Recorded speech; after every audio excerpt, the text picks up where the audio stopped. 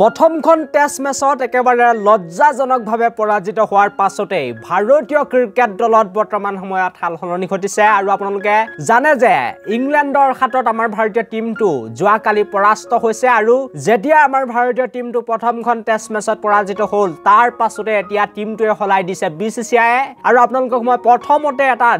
breaking বা ডাঙৰ খবৰ জনাই দিব বিচাৰিছো যে ভাৰতৰ প্ৰায় দুজন সাংঘাতিক খেলুৱৈ আঘাতৰ বাবে বাহিৰ হৈ গৈছে সেকেন্ড টেষ্ট মেচখনৰ পৰা আৰু হে দুজন খেলুৱৈ হৈছে ৰবীন্দ্ৰ জাদেজা তাৰ লগতে KL ৰাহুল আৰু এই দুজন খেলুৱৈ দ্বিতীয়খন টেষ্ট মেচৰ বাবে উপলব্ধ নহয় তেওঁলোক আঘাতৰ বাবে মিছ কৰিব এই 2 নম্বৰখন টেষ্ট মেচ আৰু আপোনালোকক মই পুনে হে টিমটো দেখাব বিচাৰিম যেটো টিম ঘোষণা কৰা হৈছে দ্বিতীয়খন টেষ্ট মেচৰ বাবে আৰু আপোনালোকে বহু কেইগৰাকী নতুন খেলুৱৈক দেখা পাব নতুন আলোহিক দেখা পাব বুলি ক'ব লাগিব ভাৰতীয় দলত আৰু আপোনালোকক মই দলটি দেখুৱাৰ আগতে আজিৰ ভিডিঅটো এটা লাইক কৰি দিব বুলি মই আশা কৰিছো লগতে চেনেলটো এনেকুৱা ধৰণৰ সুন্দৰ খবৰৰ বাবে এতিয়া সাবস্ক্ৰাইব কৰি লবলৈ নাপাহৰিব আৰু এতিয়া আপোনালোকে সন্মুখত দেখা পাইছে হে দলটি যেটো দল কিছু সময়ৰ আগতে দ্বিতীয়খন টেষ্ট মেচৰ বাবে BCCI ঘোষণা কৰিছে আৰু ৰোহিত শৰ্মাকে কেপ্টেইন হিচাপে দিয়া হৈছে দায়িত্ব দিয়া হৈছে ৰোহিত শৰ্মাক তাৰ লগতে সুমন গিল আছে তেওঁটো থাকিবই যদিও বেয়া প্ৰদৰ্শন একেবাৰে অন্তিমবাৰৰ বাবে সুমন গিলক এই সুযোগ দিয়া হৈছে বুলি ক'ব লাগিব যদি ভাল প্ৰদৰ্শন সুমন গিলা কৰিব নোৱাৰে 2 নম্বৰখন টেষ্ট মেচত তেনেহলে তেখেতক বিদায় ৰাস্তা বা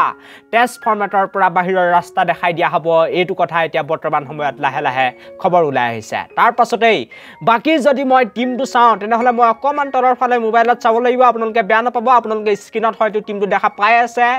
আৰু কোন খেলুৱৈ স্থান পাইছে বুলি ক'লে মই নাম ল'ব লাগিব यशस्वी जसवाल आयार तार लगते KS भारत विकेट कीपर हिसाबे আছে ইয়াৰ পাছতে ধ্ৰুৱ জয়াল উইকেট কিপাৰ হিচাপে আছে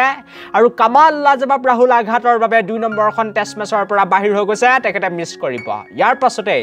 বাকি যদি মই খেলুৱৈসকলৰ ফালে চাওঁ তেনেহলে ৰবিচন্দ্ৰন আশ্বিন অক্ষৰ পেটেল কুলদীপ যাদৱ আছে মুঠতে এই কেজন খেলুৱৈ আগৰ প্ৰথমখন টেষ্ট মেচৰ বাবে তেওঁলোক আছিল কিন্তু তাৰ যদি পাছত আপোনালোকে চাই তেনেহলে মোহাম্মদ সিৰাজ মুকেশ কুমাৰ জাসপ্ৰীত বুমৰা এই তিনিজন ফাষ্ট বোলাৰৰ লগতে আবেশ খান আছে এই কেজন খেলুৱৈ প্ৰথমখন টেষ্ট মেচৰ বাবে আছিল কিন্তু তাৰ পাছত আৰু কেজনমান নতুন খেলুৱৈক দলত অন্তৰ্ভুক্ত কৰা হৈছে সেই কেজন খেলুৱৈৰ নাম আপোনালোকক মই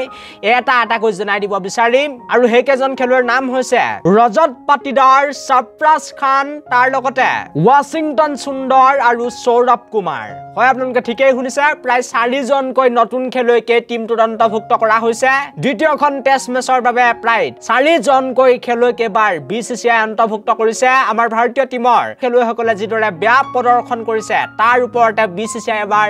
একচন লবলৈ বাধ্য হৈছে আৰু মই এটা কথা ক'ব লাগিব যে সুমন গিল তাৰ লগতে আয়াৰৰ এতিয়া বিপদৰ ঘণ্টা বাজি উঠিছে কাৰণ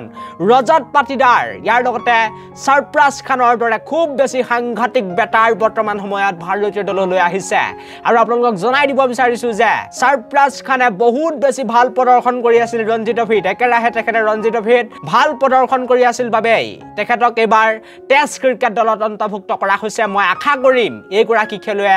আহিবলগীয়া সময়ত আমাৰ ভাৰতীয় দলৰ বাবে ভাল প্ৰদৰ্শন কৰি উজ্জ্বলি উঠিবলৈ সক্ষম হ'ব তাৰ লগতে ৰজত পাটিদাৰৰ কথা ক'লে মই ক'ব লাগিব যে বহুত এগৰাকী ষ্টাইলিছ বেটছমেন হয় বহুত সাংঘাতিক শ্বট মাৰে গতিকে ৰজত পাটিদাৰকো এই টিমটোত অন্তৰ্ভুক্ত কৰা হৈছে তাৰ লগতে মই এটা নাম দেখা পাইছো ৱাশ্বিংটন সুন্দৰ আৰু সৌৰভ কুমাৰৰ আৰু সৌৰভ কুমাৰ কোন হয় মই ইমান ভালকৈ এতিয়ালৈকে চোৱা নাই বাৰু তেখেতে এগৰাকী বলাৰ হয় বুলিহে মই বৰ্তমান সময়ত জানিব পাৰিছো আৰু মই আশা কৰিম যে আমাৰ ভাৰতীয় টিমে বাকি থকা টেষ্ট মেচ কেইখনত ইংলেণ্ডৰ বিৰুদ্ধে